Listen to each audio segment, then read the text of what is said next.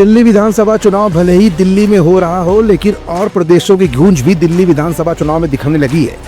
दिल्ली में बयानबाजी के दौर के बीच कहीं योगी आदित्यनाथ दिल्ली के किराड़ी इलाके में पहुंचकर अरविंद केजरीवाल को चैलेंज देते हुए दिख रहे हैं।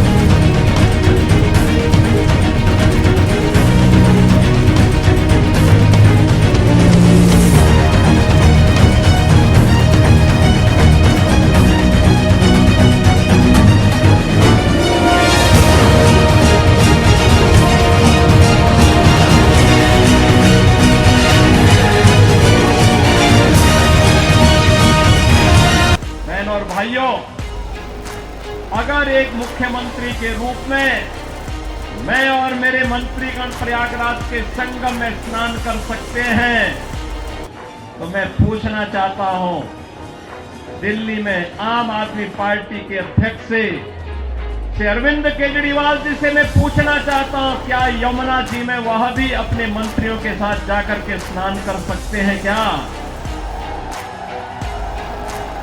है तो उनको इसका जवाब देना चाहिए। तो कहीं अरविंद केजरीवाल योगी के जवाब में योगी की शिक्षा प्रणाली पर ही सवाल उठा रहे हैं। ऐसे में एक बार फिर दिल्ली विधानसभा चुनाव के लिए पटना से क्या आवाज उठी है। कभी कांग्रेस से खास रहे कि इस लीडर ने अब कांग्रेस के ही शीर्ष नेतृत्व पर ही प्रश्न चिन्ह लगाए हैं। आखिर किस आचार्य ने अब राहुल गांधी की लीडरशिप पर ही बड़े सवाल उठाए हैं, और अब इस आचार्य के इस बड़े बयान का जवाब राहुल गांधी कब और किस अंदाज में देंगे? ये कुछ ऐसे सवाल है जिनका जवाब अपनी आज की इस रिपोर्ट में हम आपको दिखाएंगे भी और बताएंगे भी। दरअसल दिल्ली विधानसभा चुनाव के दौरान भाजपा, कांग्रेस और आम आदमी पार्टी जोर आजमाइश में जुटी हुई है।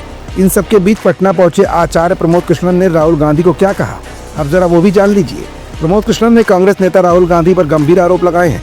उन्होंने कहा कि राहुल गांधी के नेतृत्व में कांग्रेस पार्टी अपने सबसे बड़े संकट से गुजर रही है।